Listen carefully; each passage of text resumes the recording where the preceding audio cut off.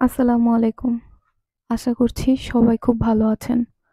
নতুন পুরনো সকল বন্ধুদেরকে জানাই আমার চ্যানেলের পক্ষ থেকে অনেক অনেক শুভেচ্ছা, অভিনন্দন। আজকে আমি আপনাদেরকে রান্না করে দেখাবো মুগ ডালের মুড়িঘন্ট রেসিপি। মুড়িঘন্ট কিন্তু অনেক রকম করে রান্না করা যায়। মাছের মুড়ো দিয়ে রান্না করা যায়, মুরগির মাংস দিয়ে। তো আজকে আমি বিফ দিয়ে রান্না করব। আ বিফের একটু ফ্যাট নিয়েছি, হাড্ডি নিয়েছি, মাংস সবকিছু মিলিয়ে।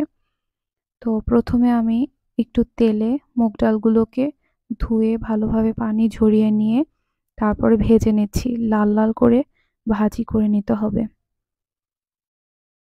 তো এই যে অনেকটা টাইম নিয়ে অনবরত নেড়ে-চেড়ে মুগ ডালগুলোকে ভেজে নিচ্ছি। আমি এখানে প্রায় ২ কাপ পরিমাণ মুগ ডাল নিয়েছি।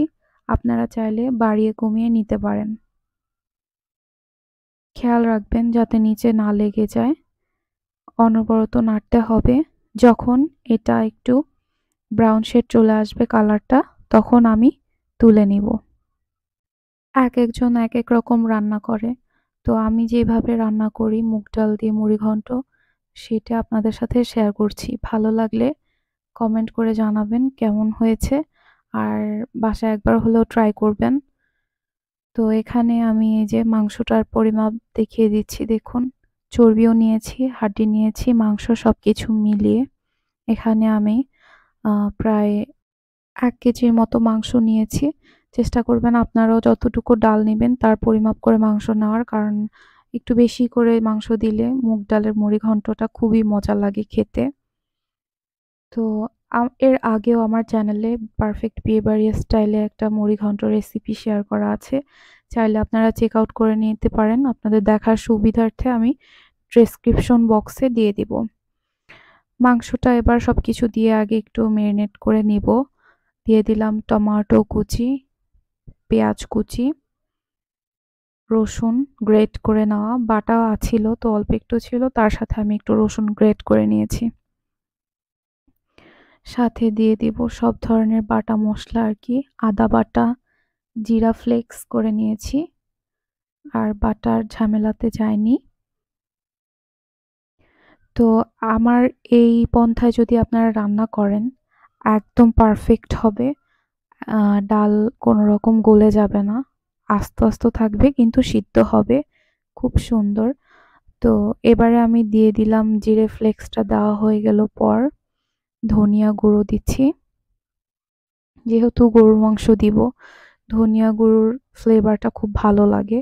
যার কারণে আমি একটু পরিমাণে বেশিই দিলাম ধনিয়া ফ্লেক্সটা। হলুদ গুঁড়ো আর দিয়ে দিব মরিচের গুঁড়ো। মরিচের গুঁড়োটা পরিমাপ করে দিচ্ছি যেহেতু অনেক ঝাল। পরবর্তীতে আমি একটু দেখার সৌন্দর্যের জন্য কাঁচামরিচ ইউজ করব, ঝাল অনুযায়ী আরকি। তো মোটামুটি সব ধরনের গুঁড়ো মসলা দেওয়া শেষ। লাস্টে আমি দিয়ে দিলাম একটু মাংসের মসলা আছে, ওইটা দিয়ে দিলাম। গরুর মাংসের মসলা রাঁধুনির। খুব ভালো লাগে টেস্টটা, যার কারণে দিয়ে দিলাম। আর কোনো রকম এলাচ, দারচিনি, তেজপাতা এগুলো কিন্তু আমি আস্ত দেইনি। কারণ হচ্ছে গিয়ে মুখে পড়লে খুব একটা ভালো লাগে না। এগুলো ফ্লেক্স করেই দিয়ে দিলাম।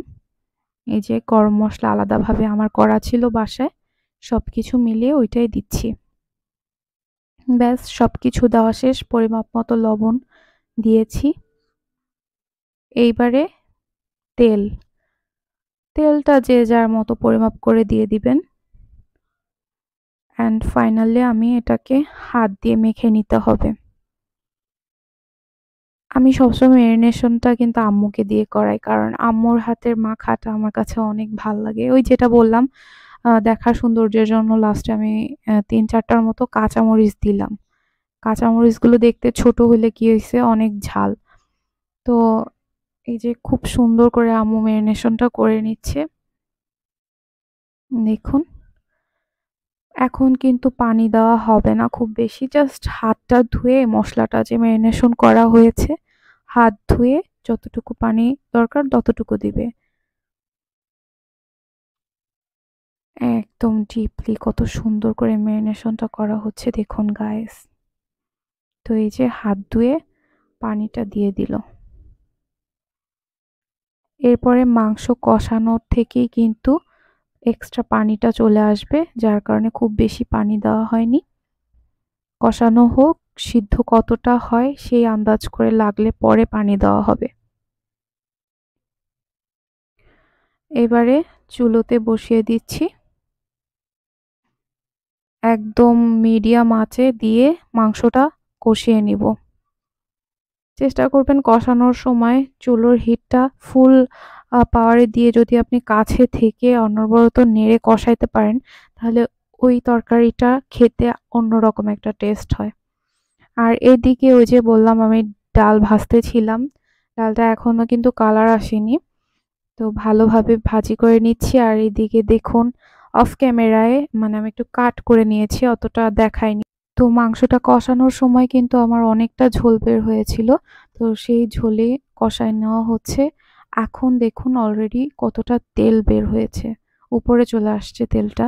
যেহেতু আমি একটু ফ্যাট ইউজ করেছি, ফ্যাটটা থাকলে কি হয়, আমি যখন মুগ ডালগুলো এই মাংসর সাথে একসাথে দিয়ে নিয়ে কষাবো বা ভুনা করব, তখন ডালগুলো নিচে আর লাগবে না। তো এই যে দেখুন আমার কিন্তু পারফেক্টলি অনেকটা টাইম নিয়ে মাংসগুলো কষানো শেষ। প্রায় আমি 100-এ 70% মাংসটা সিদ্ধ করে ফেলেছি কষানোতেই।